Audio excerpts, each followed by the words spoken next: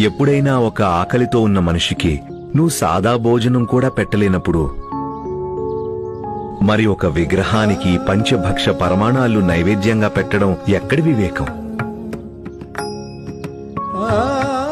నరుని పూజే నారాయణి పూజ. భగవంతుడు ఎప్పుడు చెప్పాడు ఆయన వ్రతం కోసం మరొకరిని ఆకలితో ఉంచమని?